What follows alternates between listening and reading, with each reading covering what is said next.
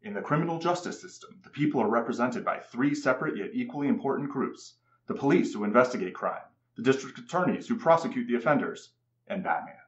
Hello and welcome to this episode of the Superhero Ethics. We're just talking a lot about Batman. It is kind of fitting for myself. A lot of my ethical questions about superheroes started with Batman. I know it's a topic Paul and I have been discussing for quite some time. And so today we're getting to what is, for me at least, kind of the holy grail of these conversations, The Dark Knight.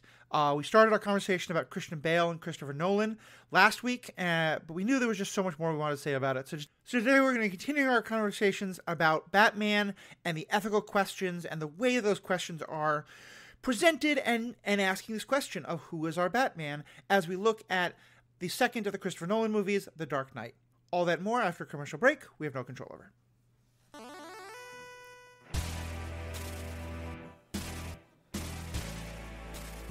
Welcome back. I'm Matthew, your host. I'm joined by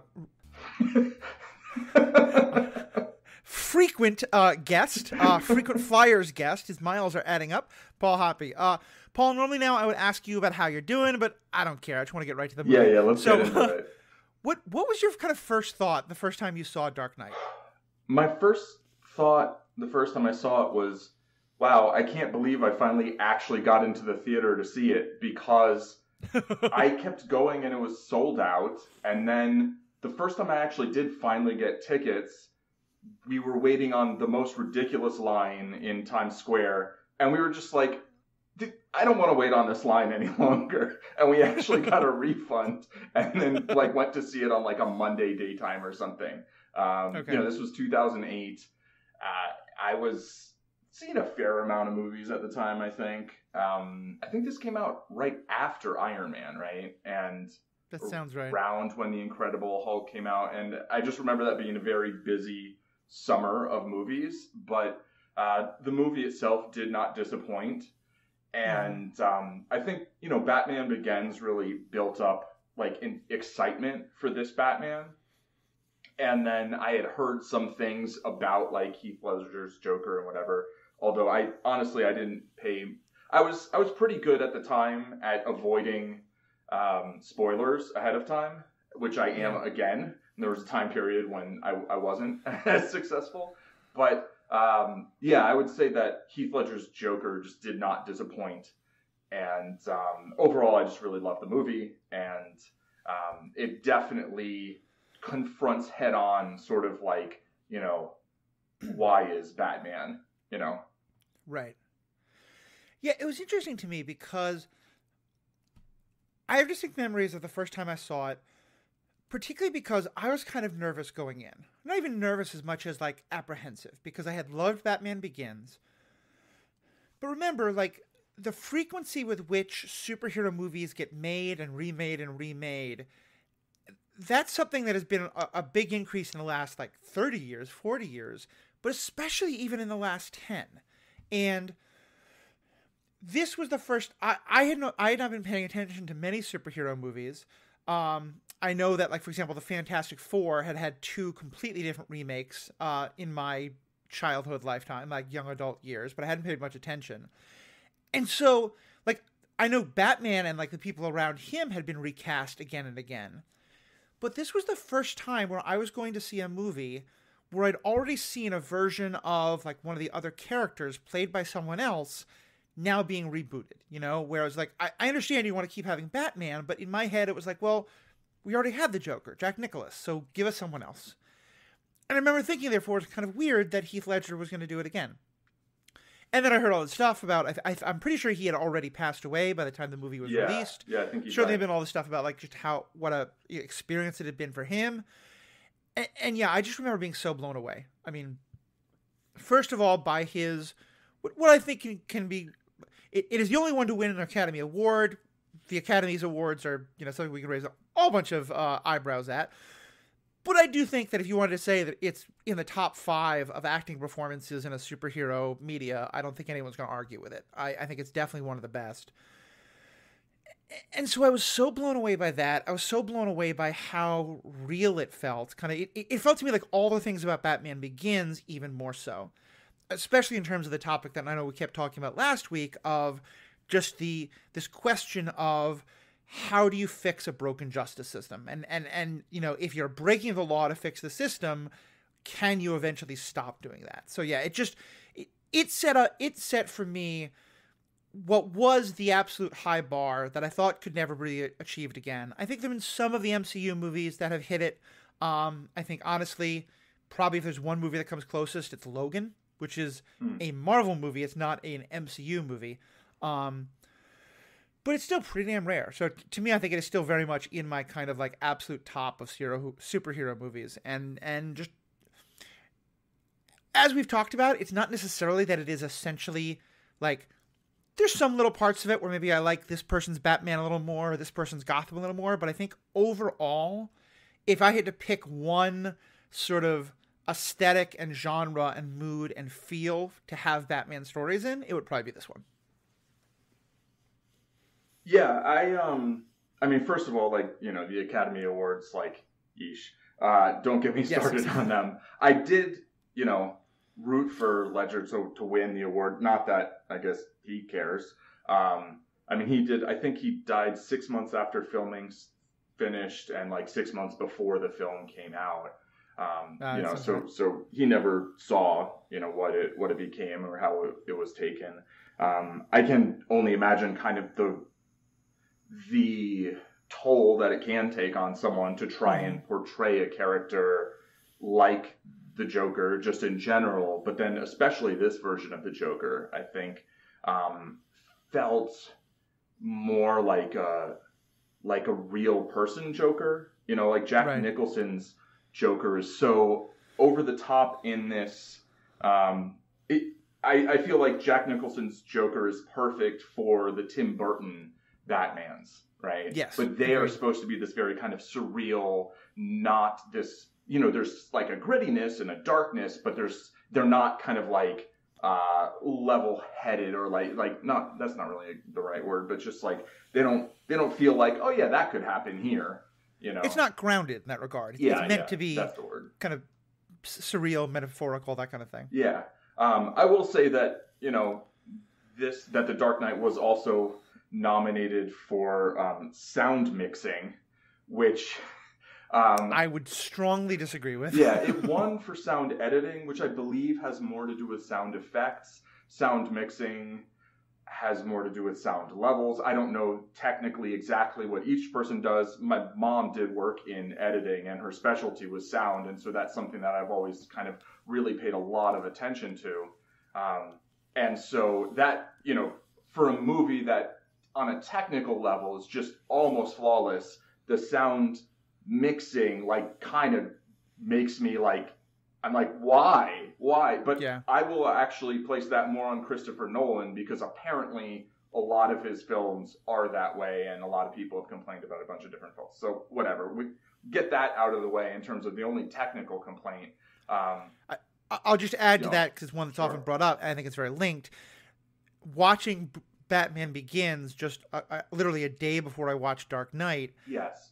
Reminded me that the voice modulation on his like, to me it ties in because it's the sound stuff. Absolutely. The voice modulation on Christian Bale's Batman is just so unnecessary. But so put all that aside now. Right. Go on with your point. Yeah.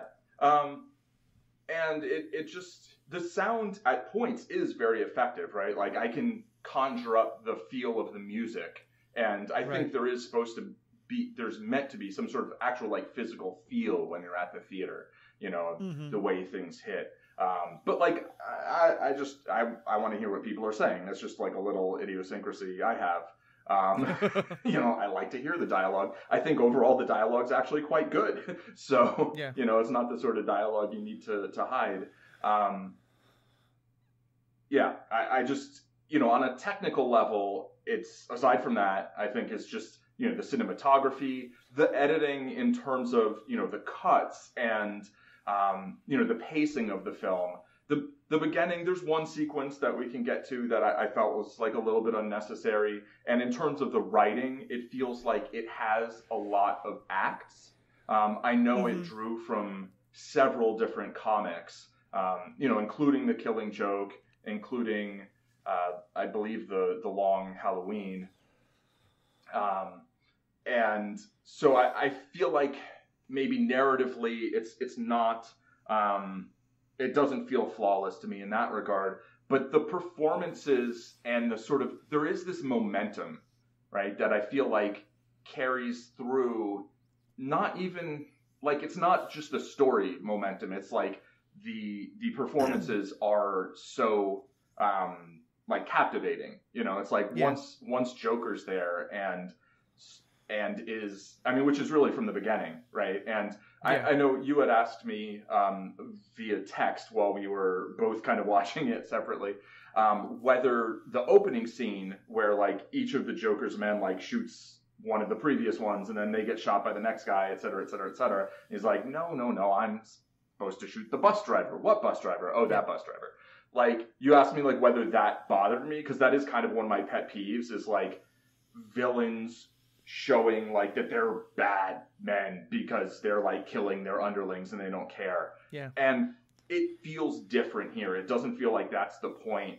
Like, Joker, to me, isn't, like, I feel like they're not trying to demonstrate something through some sort of just, like, arbitrary thing. It's like, this is who he is. And, like, he just doesn't care. Not on a sort of, like, I'm a bad guy, I'm a tough guy, doesn't care. Like, he doesn't care, like, he's just, it doesn't even occur to him for it to matter to him, I feel like. Yeah. You know? And let's kind of jump into that, because I think in many ways, one of the most sort of, like, if you think about the things that this movie sort of most added to the overall picture of the Batman universe, I think in a lot of ways it was to take the Joker in a very different direction on screen. I mean, it's a direction that was already done to some extent in the comic books, but just taking him from the kind of, like, wacky, comedic, yes, he's scary, but he's also funny and ridiculous, to being one of the most downright terrifying characters I think I've ever seen on screen. Yeah. And, you know, a long time ago, I took a class on Shakespeare, and we at one point did a whole section on villains. We're talking about how, like, for the most part, in a story, you need a villain to make sense. You need a villain to be relatable. You need a villain to not just be a mustache twirler, but to instead have relatable, understandable goals that they might have a worldview and a perspective that's deeply flawed or deeply skewed, and so they have different values, and so we can say they're terrible. You know, we understand Mr. Freeze wants to, you know, free his wife. We understand people who want revenge or want, you know, justice in their own screwed up way, or they just want money because they've had whatever's happened to them. And part of the point in the Shakespeare class was to say that, like, the character of Iago from Othello, one reason he is so effective is because he is just pure malevolence. He is, to put it in the Alfred line, you know, centuries later, someone who just wants to watch the world burn. And the play does a great job of showing all these people trying to figure out the depth of Iago's evil. And, like, yeah, maybe it's about his jealousy with Othello and things like that, but mostly it's just he just wants to watch the world burn. And to me, I very much feel like Joker is that. Like, the Joker character, Heath Ledger's character, works so much because he is all of those things that you want to assume about how you understand a person should work. He breaks all of them. And that happens both kind of, like, out for the audience, but also for the characters around him in the movie itself, which I think is part of what makes it so brilliant. So yeah, to me, that's kind of what I was asking, because that was really what I thought. I was like, is all the normal, like, well, come on, there's no reason a person should do this. It doesn't really apply to Joker because of just how different he is. Yeah, I agree. I feel like this Joker's kind of more similar to the animated series Joker in some ways, not in terms of actual presentation, but in terms of that sort of, he's kind of just doing what he feels like, what he thinks is fun, but also, like, he has a point, but I feel like he doesn't really care that deeply about his point in some ways. Uh-huh. And I feel like every Joker often has some sort of social commentary on, like, oh, people watch TV, so they'll watch this even though it's literally brainwashing them, right? That's in the Justice League series. Or, like, right. You know, Jack Nicholson with the beauty products and whatever. People are so vain that, you know, they'll use these products or they won't. And here, this one, I think, is kind of trying to make a comment on, you know, humanity and how, you know, humans will turn on each other and how people are fundamentally selfish, or, you know, it's the kind of Killing Joke thing of like one bad day and kind of anybody can get pushed over the edge. But at the same time, I feel like this character doesn't necessarily care that deeply about that. It's kind of just like what he's doing that week, you know, and like it's not this like very logical. I mean, he does have a plan. He plans a lot. I mean, first of all, he takes down the mob, you know, in a way that no one else really was able to do. And, you know, he plans the bank robbery. He steals all the mob's money, and then he walks in, and somehow he's able to get out, despite like walking into a meeting with all the mob bosses, right? Like they let him go because they're like, yeah, he probably will blow himself up to blow us up. And, you know, and then he plans all the stuff with Harvey and Rachel, and then the fairies. And then the fairies are one of the things to me that kind of feels like it's a little kind of more than we need in some ways. Like in some ways I could have gone for a little bit smaller, kind of tighter movie. But that is kind of like, in some ways that's like the misdirection that he's giving you. To be like, here's the big main conflict, and here's what you need to sweat. And there's like, oh, but by the way, you know, this other thing too. Yeah, it's such an interesting thing because I think the thing about this Joker is I do think he describes himself as an anarchist, and I think on some level that's part of what he's trying to do. But I think his goals are much smaller, you know. Whereas past, you know, Jack Nicklaus wants to, you know, fundamentally change everyone's understanding of beauty and art and all this kind of stuff. And as well as just like make a lot of money because he's a gangster. And other Jokers have these sort of grand goals.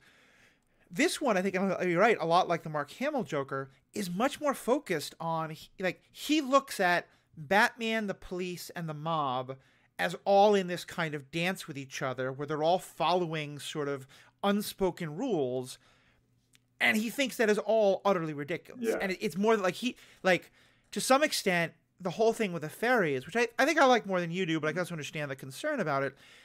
I don't think he cares at all what the larger public will learn. I think he wants Batman to learn a lesson. He wants Gordon to learn a lesson, and same with Harvey Dent. You know, the whole thing is that he wants to tear these people down, but it's mostly because he thinks that Batman and all these other people are lying to themselves. And that's, I think, in many ways, the key part of the movie, because part of what we learn is that in some ways he's wrong, but in some ways he's completely right. Yeah, I think I like the metaphor of like them all being in this dance with one another, and Joker's kind of like, mind if I cut in? And, you know, and I do think he very much wants to like show Batman, like, look, they're going to do this, you know? And he kind of like wants to show them his worldview. It's funny that he does, I think he actually describes himself as an anarchist, right? Which in general, in terms of like political anarchism, generally is based in the assumption that people won't behave the way this Joker wants them to. Otherwise, it probably wouldn't work very well, right? And like that's probably the most legit critique of anarchism as like a political, point of view. But this Joker is very anarchistic in terms of just like, you know, he's like all of these little laws that you live by. You know, it's like they don't work basically, and you know, there's an extent to which like. I kind of agree. Like, you know, if you look at how the justice system actually functions, you know, you look at how there's a line actually in Gotham, I think, that Falcone says something like, you know, for organized crime to exist, there must be law and order. Like, otherwise you can't really have organized crime, right? And that it's those things are all kind of like built on how the law works, and then Batman is trying to step outside of the law, but still kind of like serve the law in essence by stepping outside it, right? And I think Joker's point is kind of like, yeah, that's not going to work, and it does, and it doesn't. You know, he kind of goes like 1 for 2, right? Yeah, like I think a really good way of just setting up this whole concept very early in the movie is the kind of manager of the bank that Joker robs from at the very start of the movie, you know, says, criminals in this town used to believe in honor, respect. Right, yeah. And it's like, that's just such a, I mean, I think there is this concept a lot. Maybe there was, I think you can say that like there were parts of organized crime that, and maybe still today, that some folks have like kind of like, yeah, we only kill our people, we don't kill their families, and like there's different codes that people live by. But on some level, the whole idea of that is kind of ridiculous, and also highly, highly romanticized in ways that are not at all the actual truth of what's happening. And so, I thought having that guy say that line is just such the perfect sort of setup of, this is all the things that Joker is fighting against and as blowing up,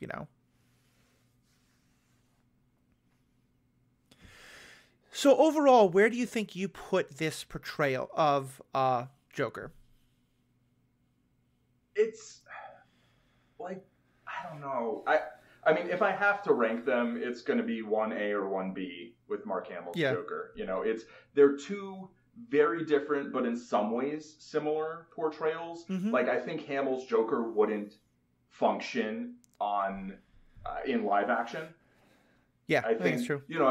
Hamill plays like Trickster, right? I think. Yeah. Either Trickster or Trapster. I think it's Trickster in a live action show, and that works, but it doesn't have the same weight that the Joker can have in animation.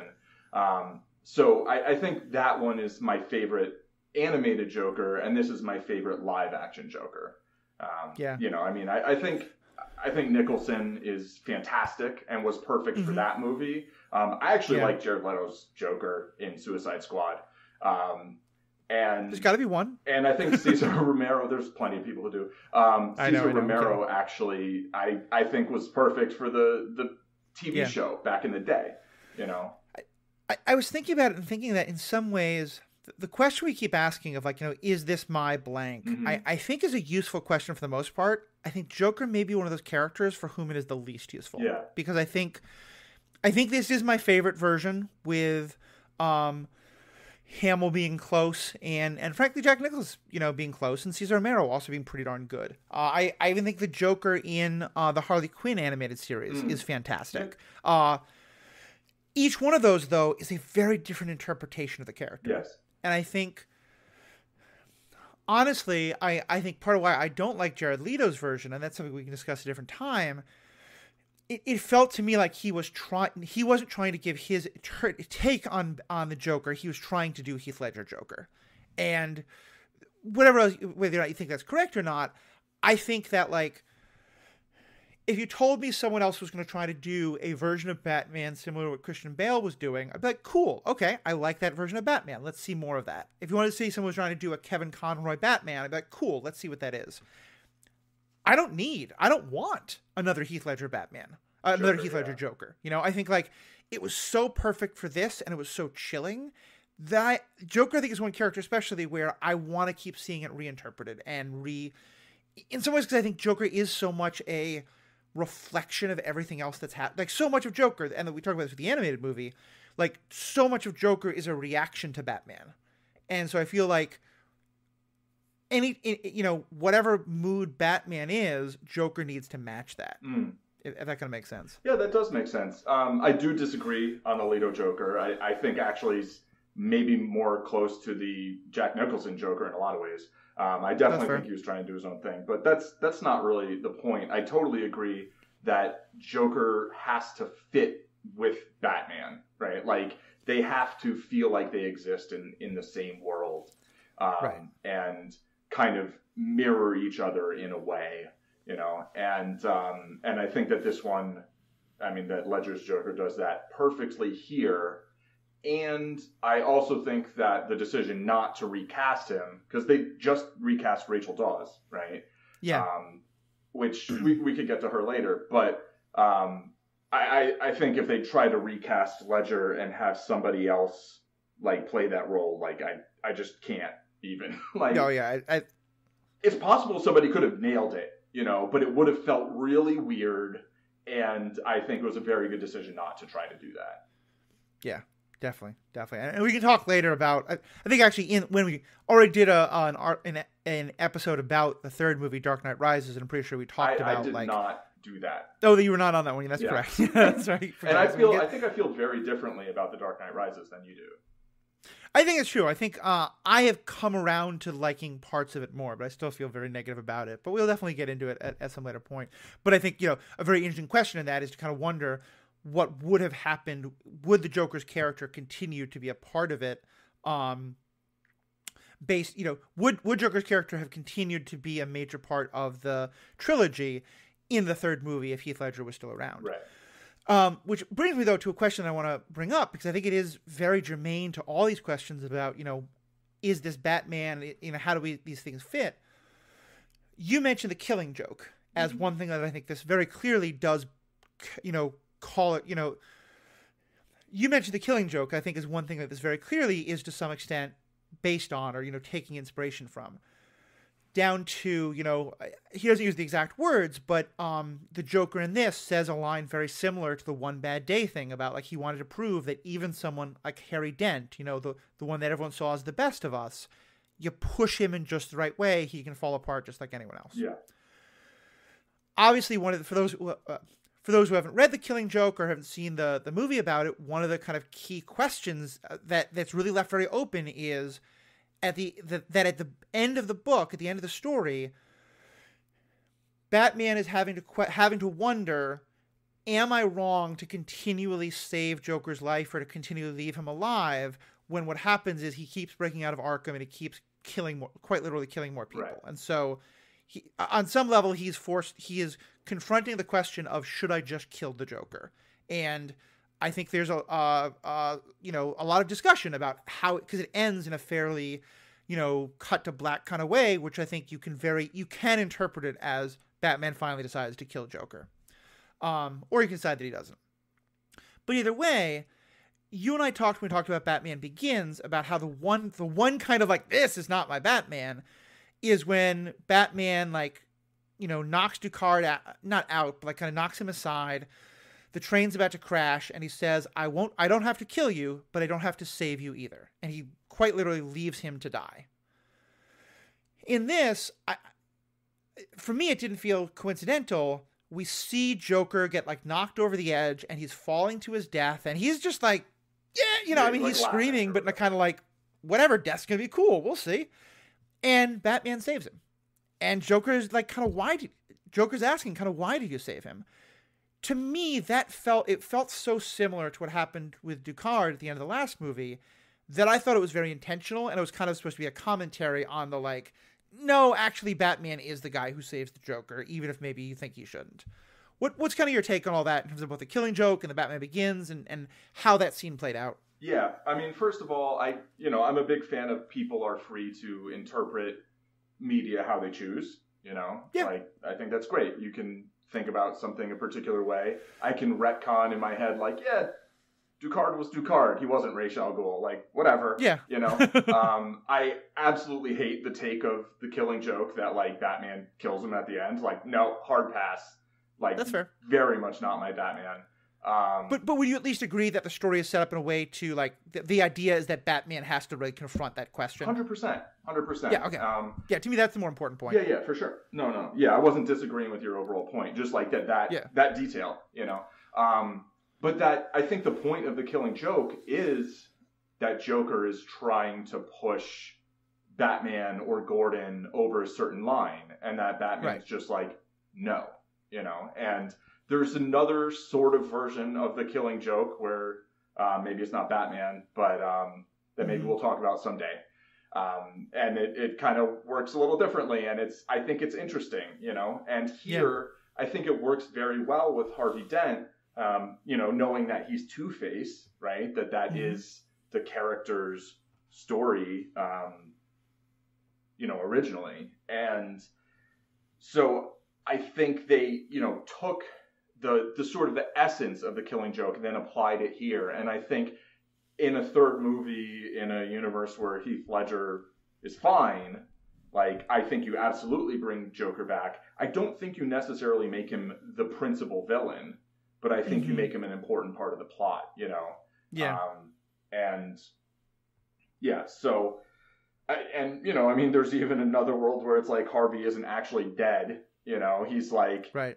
he's in a hospital somewhere. He's in Arkham, but they're pretending he's dead because he's clearly lost it, and you know, and he's now totally Two-Face. And so, like, you know, you could go off Right. in whatever ways you want. But yeah, I think, you know, Batman deliberately saving the Joker there, I think, is both Batman trying to make a point, basically, you know, and you know, the writers, Christopher Nolan and I think David S. Goyer. Making kind of a point of like, the sort of like, is it a deliberate distinction between Batman Begins and this? Like, why did he let Ducard die, but here he's not letting Joker die? I don't know.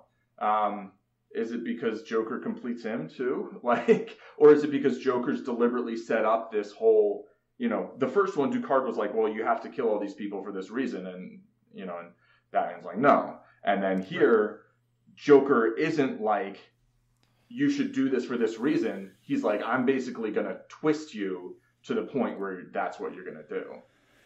Right. Like, as you're talking, one thing I'm also realizing that I hadn't even put together yet is in Batman Begins, Bruce Wayne has already saved Ducard's life once. That's true. You know, he was falling to his death after the fight. He had no reason. I mean, I think the general reason that humanity should try to save each other, but like, he didn't have to save him. He did. And it turned out so badly. Right. I don't really believe in a one strike you're out kind of a policy. right. Like, you know, because I sort of always figured that I think you're right that the third movie wouldn't have been primarily about Joker, but I think, well, it could have been. It probably wasn't intended to. I think after Heath Ledger is so good, you might change your mind. Yeah. I kind of hope that they don't, but I do think part of what would have happened is that the Joker would have, you know, he would have been put in Arkham. He would have escaped because Arkham has the worst security on Earth. And then at some point, someone would have said to Batman, how dare you save his life? Because now he has killed he has killed more people, and those deaths are on your head. Because you know that the system is broken. You know that the jail wasn't probably going to hold him for long. You should have just killed him. And that would be something that Batman would have wrestled with. But even without that, I think you're totally right about the whole thing about pushing over lines. Because I think one of the things that I think is so interesting about characters like Batman, and we've talked before about how sometimes with Daredevil or something like that, the claim to not killing people because comic book violence is never lethal if you don't want it to be is ridiculous. But for me, there's a whole other dimension to those questions, which is this idea of, you know, when you're in a situation where you feel like, I am going further than down a road that society tells me I should go. But I still believe that even if I'm going further than society tells me, I'm still not going to go all the way down this road because I think that like, you know, it's sort of like if society tells me never pass a 1, I think I'm okay going to a 5, but I know that I should never go to a 10. In situations like that, I think that one of the things people do is they draw arbitrary lines with themselves, you know, of like, okay, well, like, maybe I shouldn't be drinking, but I will only have 2 drinks tonight. You know, I'll only have 1 drink, or I'll only, like, you know, I'm only going to rob from these kind of people or things like that. And I think, you know, I do it all the time in terms of how I set my dieting and stuff like that. I don't think that those things are wrong necessarily, but I think you could step back and be like, this is kind of arbitrary, you know? And to me, that's so much what the Joker is pointing out, is that, like, the distinctions that everything is making are so arbitrary, you know? Like, to me, the idea of I don't have to kill you, but I don't have to save you, like, I think it would have been too much if Joker had actually known about that and brought that up. But It's kind of exactly, to me, the kind of thing Joker's pointing out of, like, you're a criminal, Batman. You're breaking the law, and you claim you're doing it for good reasons, and you claim that there are some laws you won't break. And I think what Joker's saying is, like, that the distinctions you're drawing are ridiculous, so stop trying. Yeah, maybe to some extent. I mean, I don't actually agree with that point if that's what Joker's making. No, I'm not agreeing with Joker either. I'm just saying that I think that's his. I think certain things are arbitrary and other things are less arbitrary. You know, I don't think it's an arbitrary distinction between literally murdering someone and not exerting the effort to try and save someone. Like, I find that to be a non-arbitrary distinction. It's maybe not a distinction that always bears a lot of consequence, right? Like, it's sort of inconsequential, but not arbitrary, if that makes any sense. I think maybe the way to put it, I think it's kind of going back to what you were saying, is the way that we put moral value on different things is what makes them feel non-arbitrary. And Joker kind of doesn't get, like, he doesn't see those things. Right, yeah. I mean, the Joker, I don't think, sees moral value, you know? Yeah. Not even, like, I don't really believe in moral value or ethical value, but, like, I do have subjective feelings about it that equate to being in the same ballpark. Joker doesn't have those feelings. Joker's like, this is what I feel like doing. Like, that's what I'm going to do, you know?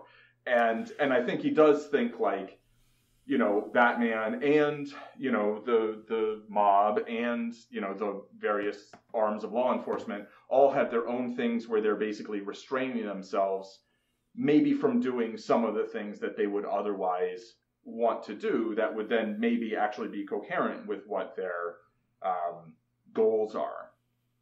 Right. You know, that they're kind of like getting in their own way with some of these. I do have one thing that I wanted to say about, you know, the whole, like, I have been thinking about, like, why do I enjoy Batman, but particularly, like, a non-homicidal Batman, as opposed to, like, you know, a Snyder Man.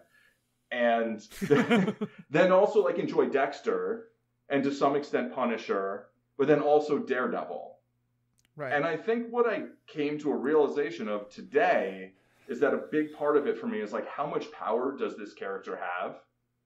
You know? Okay. And, like, Bruce Wayne has a lot of power, you know, and it's mostly social power. He doesn't have superpowers, right? But he's got enough capital and social clout that he can make changes in society, and that he can get a $300,000 suit of armor, you know, and a tank or some sort of flying vehicle that costs millions of dollars that most people don't have access to.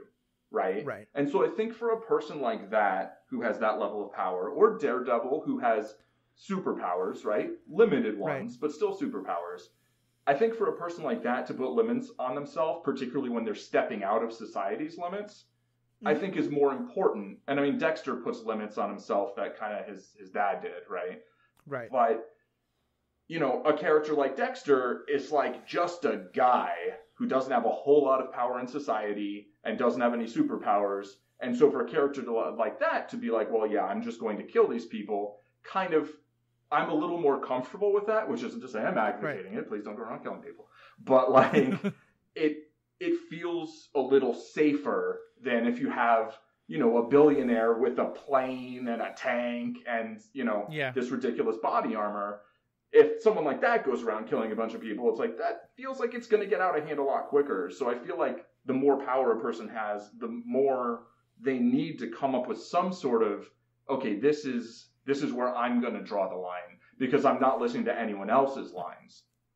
And I think that's kind of the point I was trying to make about the arbitrariness, is I feel like there's an extent to which I think most of us, like, there's a generalized social belief, not everyone holds it. I think you and I probably question it to some extent, you more than I, that they're like, you know, that, like, we don't want to live in, like, a Hobbesian state of nature, like having some degree of socially understood boundaries and rules and ideas, and some that may be given to us by society and some that we hold for ourselves is useful, you know, that it helps to have some kind of a code or whatever. And then I think what's interesting is that with all the characters you just mentioned, all of them to some extent or another have said, I am not going to follow the rules that society gives me, but I am going to still design my own code, you know, or get that code from somewhere else. So Dexter gets it from his father. I think you could argue that Daredevil, to some extent, gets it, but also largely gets it from the church and his idea of the church. Yeah.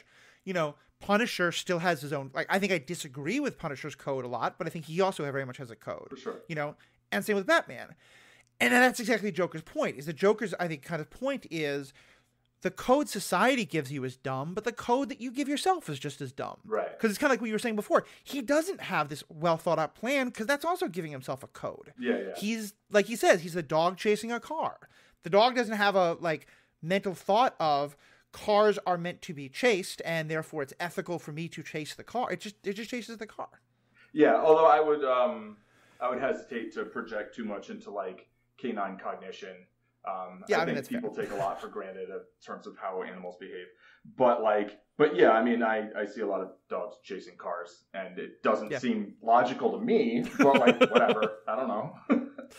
I mean, they probably don't understand why we go to work every day and don't just hang out and play. I mean, I also look at humans who go to work every day and have a little bit of that feeling myself. 100% agreed. 100% agreed. I haven't worked an office job in 20 years, with the exception of 1 year. So let's talk about kind of the two. It's funny that we're constructing this so much around Joker, but I think he's in many ways the heart and soul of everything this movie is saying. Mm-hmm. Let's talk briefly about the fairy things. I think it is such an interesting kind of like it's kind of the central moral crux of the movie in that one regard. At least it's meant to be, and we can argue about whether it's good or bad. Mm-hmm. What's kind of your objections to the fairy scene? It just feels like really. I mean, okay, so it's a thing that Joker has set up as a thing, right? So contrived is like, well, I guess Joker contrived it, so that's fine. I kind of think they'd all blow each other up, probably. Like, I want to think that they wouldn't, you know? And so it's kind of, to me, it's set up as a, you know, it's like a fight for the soul of Gotham, or like, but like do we really believe that like people in Gotham wouldn't just like kill each other? Just, like, I don't know. I mean, I can believe that there would be someone or some people on whatever boat that would be like, no, we're not doing this, you know? Right. But it to me feels like a little too literal in that direction for me. Yeah. You know? I think it's fair. I do think the sound is both very effective, but also kind of annoying to me at that point. Yeah. You know, that's the point. It's so loud. It's not pleasant. Yeah. Yeah. I think I sort of, I love the fairy scene for what it's trying to do. Mm-hmm. It's one of those things where like, I love the overall concept. I think the execution's a little bit sloppy. You know, I think like it's one of those things where like you're trying to set up a particular question and the way you do it leaves some holes. Right. I think the thing that I liked most about it, first of all, also because I feel like the way they're trying to set it up as like the good people versus the prisoners, I get the point. It feels a little hackneyed and a little kind of on the nose. But I'll also say, especially after this last couple of years of COVID, there were two things especially that jumped out at me. First of all, the sort of good citizens saying like, wait, why do they get, you know, at one point they're like, why do the prisoners get to go on the boat before all of us good people do? Yeah. And I mean, that literally happened when prisoners were getting vaccines somewhat early on because like they're in federal custody or state custody. And there were a lot of people being like, well, why do they get vaccines? What about us good people? They should have forfeited the right to, and like almost exactly quoting things that are said here. The other thing that I really loved about it, and again, this feels to me so real in recent years, is what happens on the boat of the civilians, prisoners are civilians, you know, the non-prisoner the non-incarcerated folks. Yeah, exactly. It's a better way to put it. Is that an overwhelming majority, something like 4-1, I think it's like votes. Me with math. Votes to blow up the other boat. Right. They so many of them are willing to say, that's what I want someone else to do. Yes, yeah. But then when it comes time to actually do that, they all hesitate. And to me, that also feels very real in terms, and not like as a defense, but in terms of like, people find it hard to actually like do direct harm to a person who's right in front of them.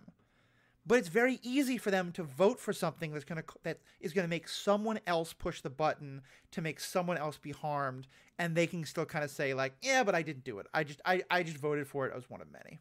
Yeah, no, I think those are great points. I totally agree, and I think that, I mean, like, that's the problem with democracy, right? Is like, if with, I guess, direct, completely unrestricted democracy is like, if 51% of the population wants to murder 49% of the population, if you have no guardrails or anything, they can just do that. And like that doesn't seem good to me, you know? And yeah, I did find it I am convinced by that, you know, 2/3 of people would be like, yeah, just blow them up, let's go. And that it would be very difficult for any given one of them to actually go ahead and do that. You know, I mean, if you talk about like separating families at the border and like the number of people in favor of that versus the number of people who would like be like, yeah, I'll physically take a child away from a parent and then take them off somewhere separate, you know. A lot of people would have a hard time doing that. And, you know, I mean, any number of other things, though, that maybe 90% of people think, oh, yeah, that's a good idea. It's like 90% of people aren't willing to actually do that themselves. Like, I hate the death penalty, so I don't ever want to endorse any version of the death penalty. But one thing I love about Game of Thrones is the Ned Stark idea of if you sentence someone to die, you should be the one to swing the sword. Right. You know, you should not be separated from the consequences of your decision. Yeah. And like, I still think you just never use the death penalty, but I get it in that. I think I get that thinking. So let's talk about the other kind of great Joker project of the movie, Harvey Dent, Two-Face. This is a character who Harvey Dent is played by Billy D. Williams in a very small role in the original Burton movie.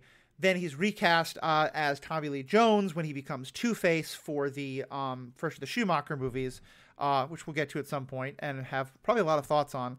But what's your take on this perspective of Harvey Dent and through him?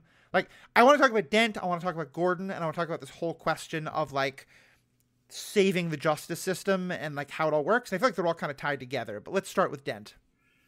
Yeah, I think Aaron Eckhart is fantastic as Dent in this. I think he's, first of all, the fact that he has, you know, the jawline to pull off "I am the Batman," and then people be like, "Oh yeah, that guy could be the Batman. I can see it." You know, I think that's essential.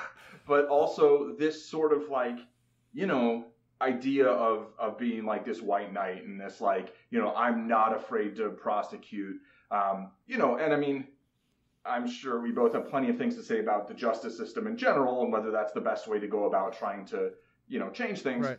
But in a city where most of the prosecutors are paid off, you know, directly by, you know, I mean, criminals, like people who are probably murdering people also is, you know, another way to look at it instead of just like whether it's breaking the law or not. It's like there's a lot of, you know, these people were complicit with Scarecrow and Ra's al Ghul, not on purpose really, you know, but I think, you know, I think he really pulls off the Harvey Dent of it all. And then, it makes sense that he becomes Two-Face, not just because his, you know, half his face got blown off and green screened, but like, or however they did it. I don't know exactly how they did it. It clearly wasn't practical makeup, right? Yeah. And that's kind of maybe in terms of the technical aspects of the movie, maybe that's another thing that like it could have been a little better. Maybe 10 years later it would have been a little better. I don't know. Maybe they could have made different choices, but it does. I think it works, you know, and I think it's very interesting that like, you know, a boat full of convicts and a boat full of people who aren't convicts ultimately didn't blow each other up, but Harvey Dent did like snap. Right. Yeah. And that, you know, it's not always necessarily the people who seem the best or the most moral or whatever who are going to be the people who are going to be able to withstand some tragedy, you know. Right. And given that Harvey Dent does become Two-Face in like almost all of the comics, right? That's a thing. You know, it works in terms of how this movie's set up, and I feel like even though this Two-Face isn't very long-lived, it does feel like, to me, it feels true to the essence of the character, even if it's not like a very, it doesn't look exactly like what you would expect, and it's not this like long-running villain, but it feels real to me, and I buy it, I guess. Yeah, I think I feel very much the same. I think I imply this, but I didn't quite use this metaphor when we're talking about Batman Begins. You know, we know like there's the legend of King Arthur, and like most historians, I understand it, don't think the actual King Arthur and the Round Table and Lancelot, like those people ever existed. But there's a lot of arguments like there was a couple of different kings in English history, Uther Pendragon perhaps being the like most well known, or that may even be Welsh history, who, like, the reality inspired the legends. And I feel like kind of when I watched this, I was like, oh, okay, so this is an actual psychiatrist who's also this like drug dealing, like not drug dealing, but using drugs in these horrible ways. And you're going to understand how the comic book character of Scarecrow gets inspired by this real story. Right. And that's exactly how I felt about Two-Face, you know? Yeah. And in some ways also, I think I was really benefited by the fact that I hadn't had much experience with the Batman story going into this. I'd seen the Tim Burton movies, I'd seen a lot of the shows, but I didn't remember it. So I had no connection that he was Two-Face. Right. Even after like all the stuff with his burns, until he's, you know, like, tell me the name they had for me when I was in Internal Affairs, and it's Two-Face. Yeah. So yeah, I loved that, and and so like there's a couple parts of his story that feel a little more fantastical. The makeup just didn't look real to me in a way that, like, for example, Joker's makeup looks, there are other versions of the Joker. Like, Nicholas, you sort of get the sense that somehow the chemicals, like, burned the Joker maker onto his face. Or whatever. Right, yeah, here, it's pretty clear this is a guy who's putting on this makeup every day. Right. He's been disfigured somehow, and then he puts on this makeup to kind of play with that. Right. I think the Harvey Dent character didn't feel like that. And also the whole, like, the gun in the courtroom scene is great. Yeah. It's really fun, and then you think about it for 10 seconds, you're like, that doesn't make any sense. Yeah. But I think they do such a good job with the Dent character because we'll get to the Justice Triangle in a bit, but to me, one of the things it shows is that, like, yes, he is kind of the best of them, and that he's the one who is, like, dedicated to the law. He is going to be lawful good. He is going to stand up for everything. But where it all falls apart for him is when he realizes that, like, he can't trust other people. You know, him and Gordon not being able to trust each other is, to me, one of the most heartbreaking parts of this movie, because so much happens because they don't listen to each other about the problems within each of their own agencies. Yeah, true.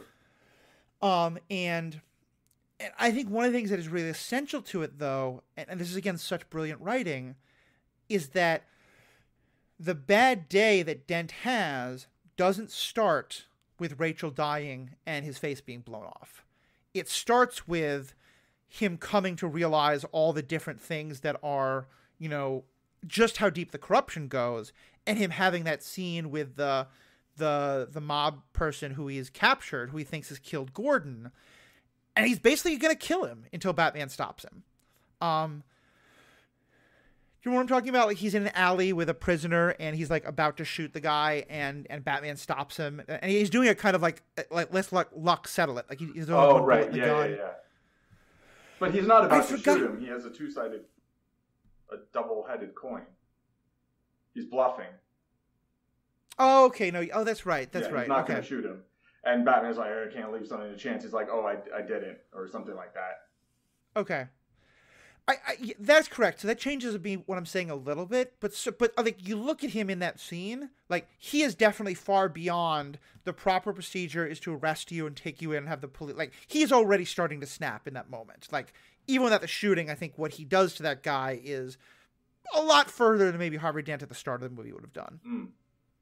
Yeah, maybe. I mean, he's bending, I think.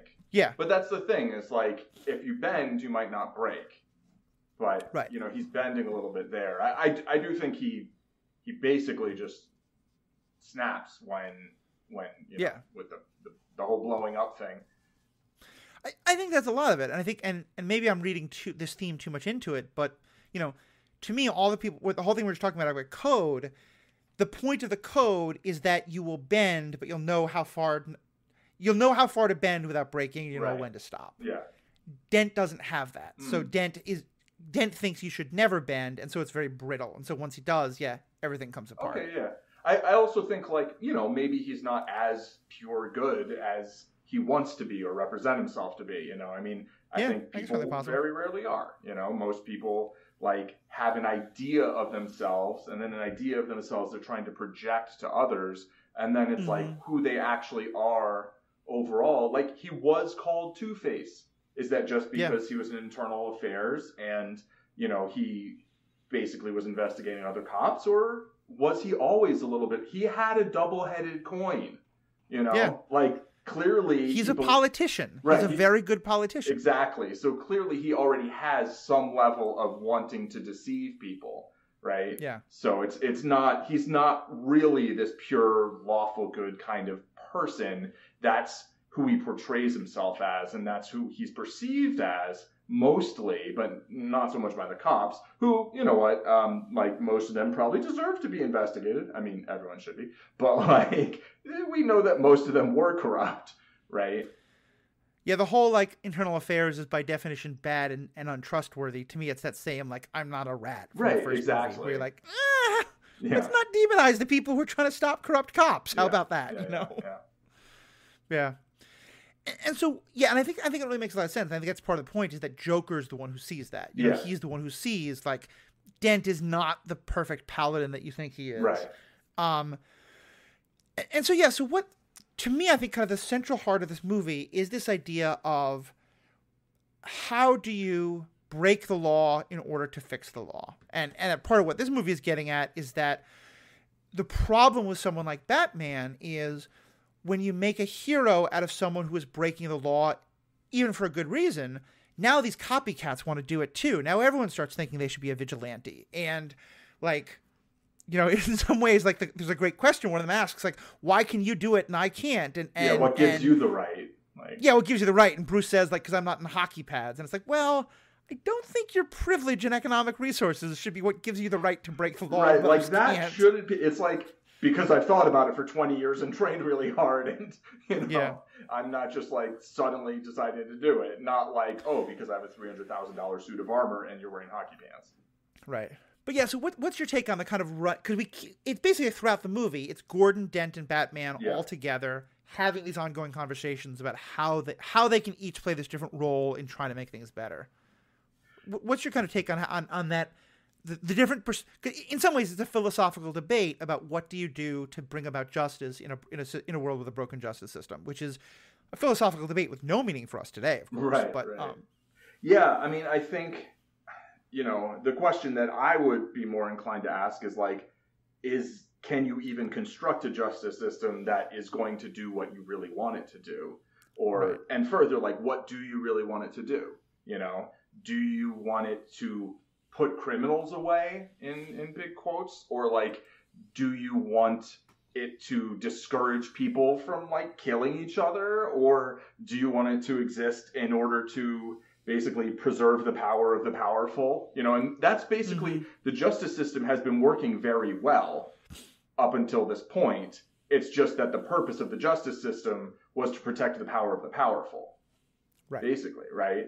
And what, you know, Harvey and Gordon and Batman, like, you know, Bruce is like, whatever, I'm fine with my power. I don't need your justice system to help me preserve that. Like, I want to use my power in order to basically change what the justice system's doing. And it's, you know, depending on how you feel about the justice system, it can play different ways.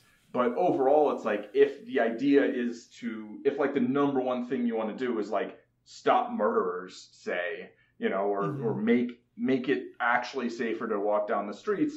Yes, there's a lot of social things you can do that can help with that. But, you know, there are people going around with guns, like shooting people. And if most of the cops aren't willing to like do anything about that, and they're literally getting paid to be complicit, then, you know, you either need a number of cops who aren't in on that, right? Or you need somebody who, you know, like, I think the idea of Batman and having this secret identity is particularly useful in something like that, where, like, I don't think we ever see, like, Gordon's family getting threatened, right? But, like his wife leaves him between Batman Begins and The Dark Knight, I think. Or is that between... No, I'm sorry. No, that's completely not what happens. That's after The Dark Knight. But so that's actually the point. Yeah, there it is. That's the point. The point is that he does have people who can be harmed.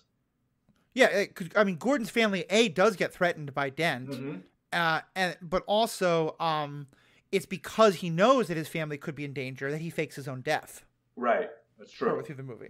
Yeah, and so, you know, it is like a question of how can you, when there is so much power trying to entrench power, which in this case is mostly organized crime, but then so many judges and politicians are part of that. That also is organized crime, really, right? It does seem credible to me that the law is not that well equipped to deal with that. And in The Dark Knight Rises, we find out that after Harvey Dent dies, they make all these laws that sound very maximum, minimum sentencing kind of requirements and stuff like that, denying parole, blah, blah, blah. Mm-hmm. And there is this sort of idea if you just lock up these 1,000 people, everything will be fine. And it's that's not really how society works. But within the framework of a superhero crime story, I think it makes sense, right? And the question is always, though, who can you trust? And Batman earns the trust of Gordon in Batman Begins. And then Dent isn't sure whether he can trust Batman, isn't sure whether he can trust Gordon, and Gordon and Batman are kind of trying to figure out if they can trust Dent. Right. And I think one of the things that makes it even more... I think one of the things that also makes me love it is that when you figure out who the cops are who can't be trusted and who are the whole problem, mm-hmm. they're not even people who are wah, look at all these, riches I'm going to get by screwing over the system.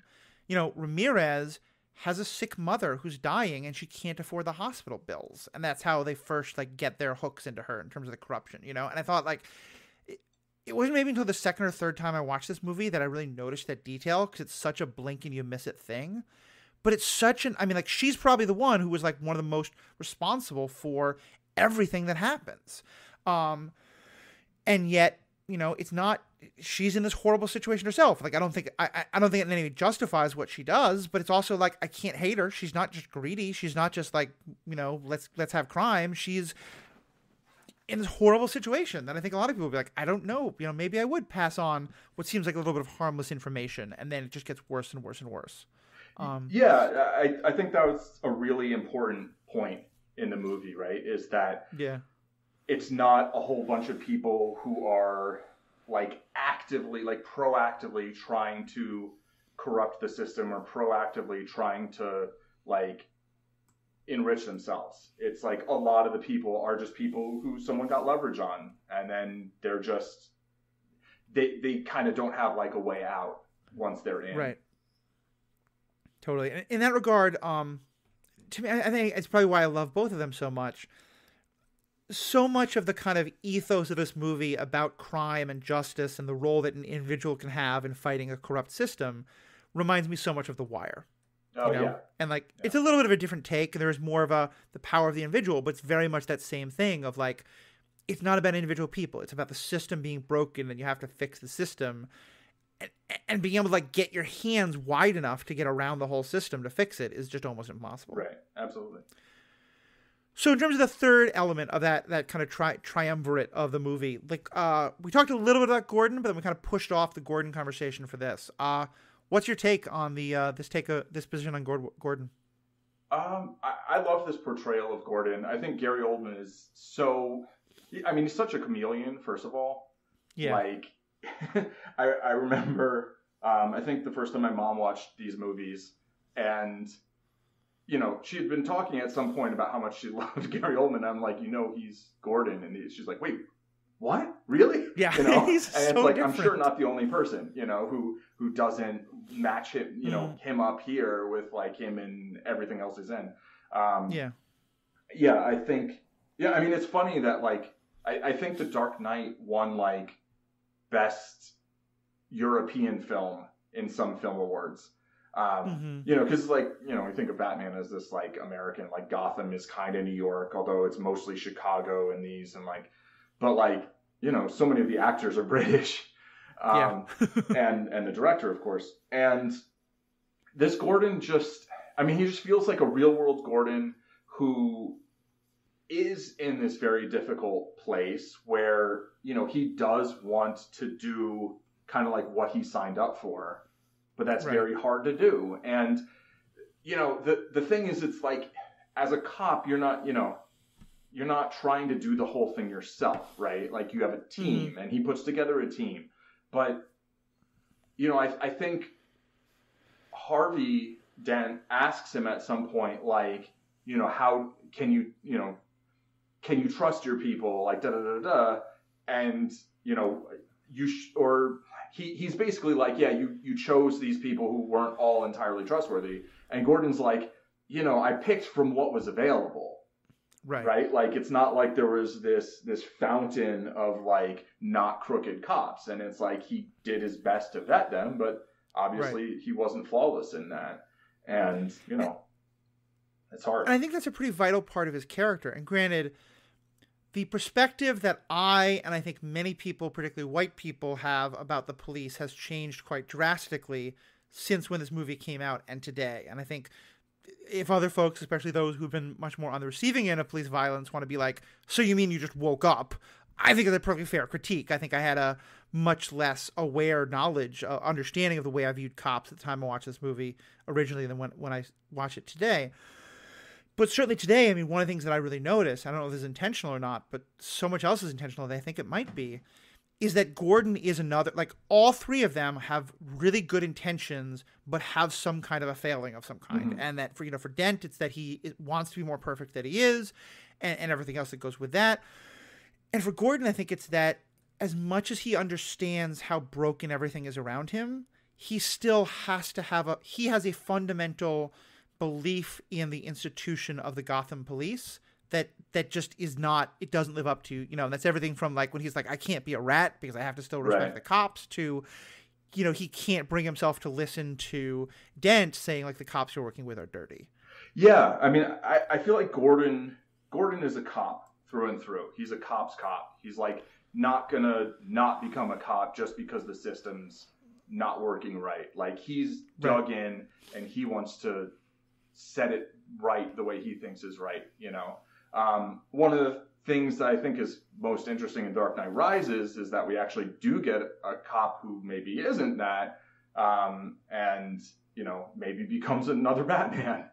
But, I mean, I think this idea of, like, wanting the police to be, like, what people seem to want the police to be is, like, I feel like at its heart, it's kind of misguided. Like, mm-hmm. I don't think I've ever thought that that's what the police were. Like, but my parents were hippies. Like, but like, that's what Gordon wants to do, right? Gordon wants to do things by the books on, according to the justice system, but he wants the justice system to be like sort of what it's made out to be.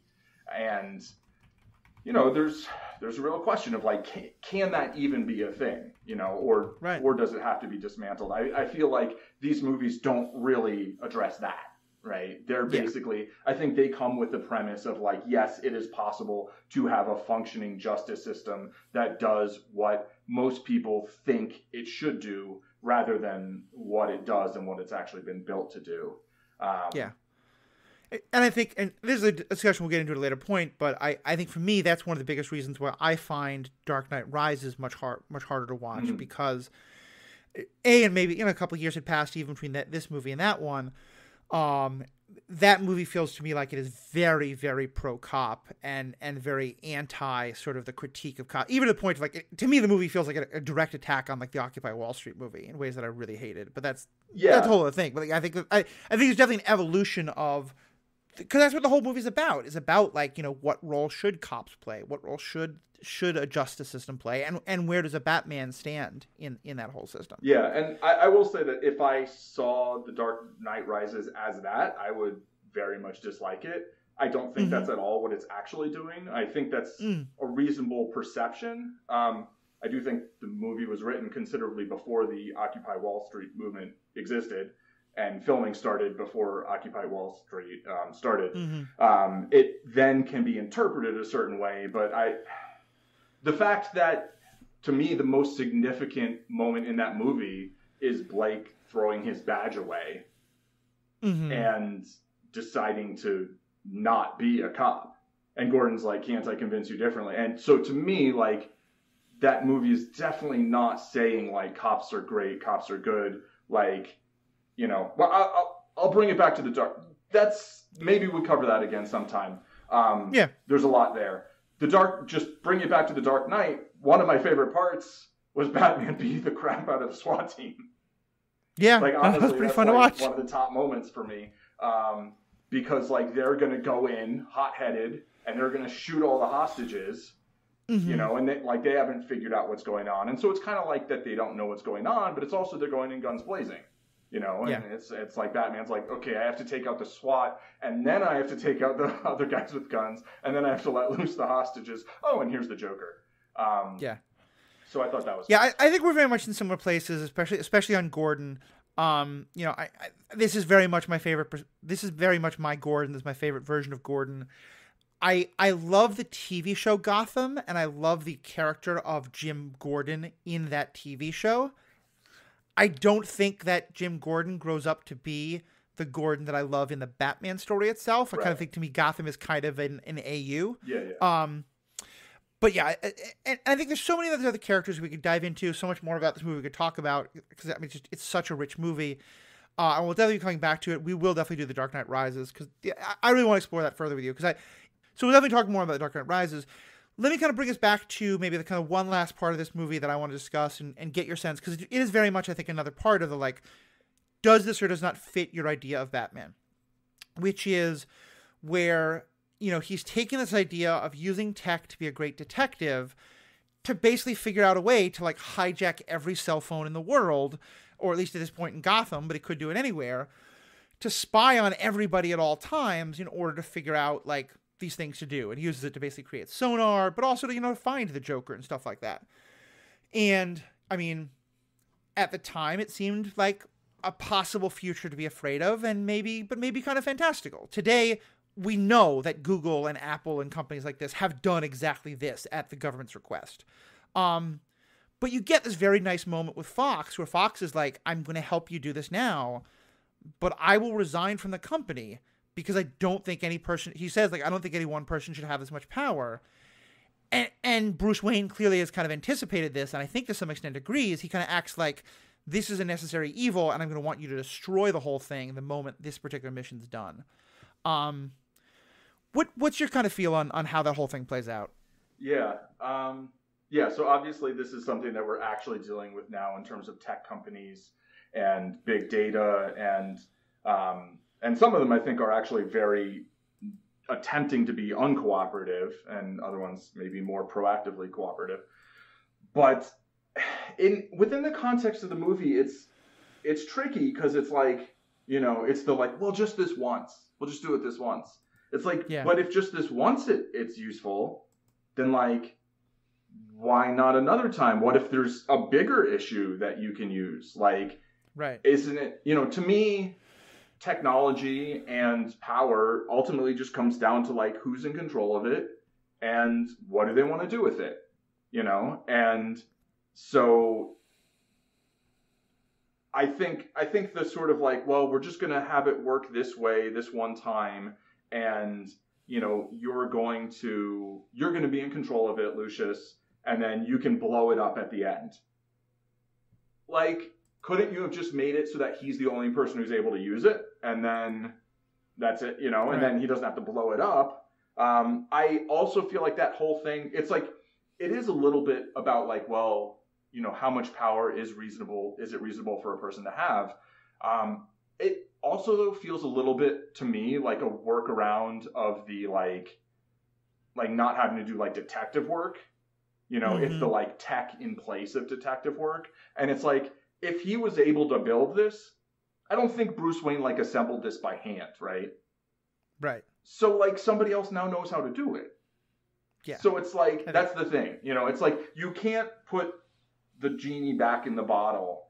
And then The Dark Knight Rises actually plays with that same theme a little bit as well, of, like, you know, they have this tech, but it's like, if it's in the wrong hands, it can be a problem. Like, I think technology just moves forward, you know, and I don't think there's a way to just be like, no, you know, we're just going to choose not to have it and not to use it, and then it'll be fine and nobody else will find it. It's like, somebody else is going to figure it out. It's probably more important to try and find ways of regulating its use, or, like, not having authorities use it in certain ways, et cetera, et cetera. it. Once you have that power, then it's like, then they're like, okay, but we're not going to use it anymore going forward. To me, it feels a little bit like, kind of like a cop-out. I don't know. How do you feel about that part? I think it would feel like a cop-out if it wasn't for the fact that I feel like, and again, I hadn't picked this up because it happens at two totally different parts of the movie. I think this is a microcosm of what they earlier set up as one of the larger themes, which is where Dent gives this whole thing about how, he references Cincinnatus, like this figure from Roman history. And like there was a period in time in Roman history where the idea was that like you'd have, their version of democracy, which had slaves and all this kind of thing, but like that the group of people who an oligarchy masquerading as democracy, but yeah. Right, yeah. A small, but certainly that's very different than a one dictator. Right. But they did have a system where like they understood that in times of utter crisis, committee rule wouldn't work, and you needed they understood it as, maybe we disagree. I think I disagree. Sure. But the idea was that they thought that in times of crisis, you'd give all the power to one person, and that person would do extraordinary things that broke the normal rules, but then that person would give the power back. Right. And Harvey Dent basically wants to do the same thing with Batman. Like he kind of wants to make Batman like the dictator of Gotham and to clean everything up. Right. And you can see that Bruce Wayne himself isn't comfortable with this idea. And I think, because I think part of it's that like, I don't know enough about Roman history to know how often that actually happened. Right, Certainly like the last person who they tried to have it with was Caesar. Yeah, there was a last time and it didn't go back. So. And certainly like there have been so many other times where there's been it's a state of emergency. Right. Like the declaration, like whether it's like Hitler or Palpatine, like it's never supposed to be a permanent state of emergency, but it almost always is. Yeah. And so to me, there's kind of a similar thing there of like, can you give Batman this sort of power over everything just once, but then he'll give it back? Or can you give him this power over all these cell phones just once, but then he'll give it back? Right. And so I think it's important to me that Bruce Wayne himself, Batman himself, recognizes I can't have this for good. This has to be a one-time thing. Right. But you're right. It's again one of those things where I think the point they're making is one I really like. The execution of it is maybe a little sloppy, but I also think there's a lot of room for argument and discussion, which is what I love about it. Yeah. I think it's one of many things in the movie that like basically brings up an idea and is like, well, here's this, and I feel like the movie to some extent is very overtly doing that at a lot of points, but not to the point for me where it feels like really preachy. I think for me, movies sometimes lose me, even when they're saying something that I totally agree with, but they're like, this is the message. And here it's like, that's the message, but it's like, it's actually a conversation the characters are really having, rather than, than something that just the filmmaker's like, oh, did you notice that this is the theme? Huh? Did you notice?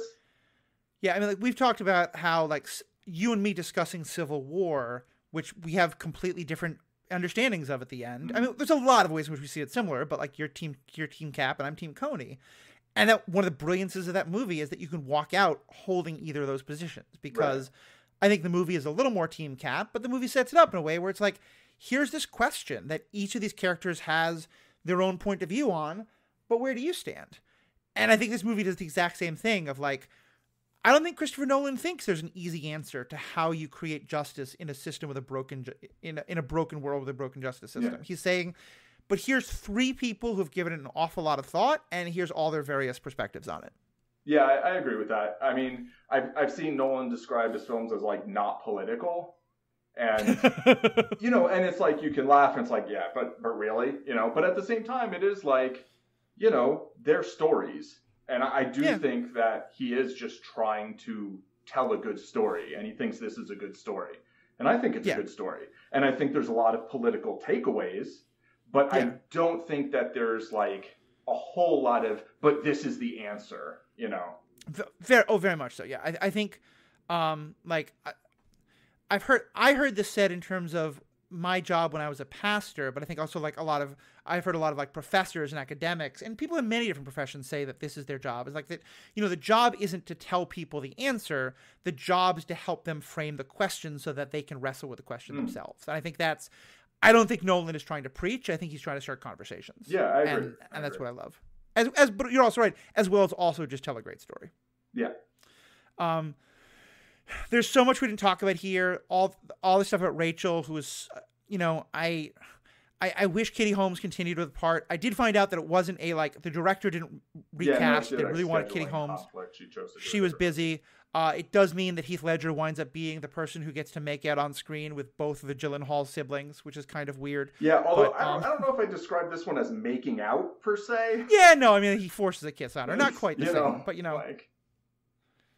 I mess up the nuances to get a good story. But you know what I mean? Artistic license. But yeah, no, I think that there's so much more we could have gone into, but that we just don't have time for. Any kind of last thing you want to bring up, though, or last questions or points? Yeah, I did want to bring up Rachel. I don't have that much to say about her in this movie. On rewatch, I really enjoyed her in Batman Begins. I feel like, yeah, there's a part of the movie where she's like a damsel in distress, but there's also parts of the movie where she's doing stuff and she's like, I'm going to be the one who's trying to do what Harvey Dent ends up doing here, right? Right. And then here it's like, I feel like instead of still being, like, she's still on board with that mission, but I don't feel like she does a whole lot. And I just feel like she's kind of someone who's dating Harvey Dent so that when she gets blown up, like, he can feel something and Bruce can feel something. And I think we have a term for that.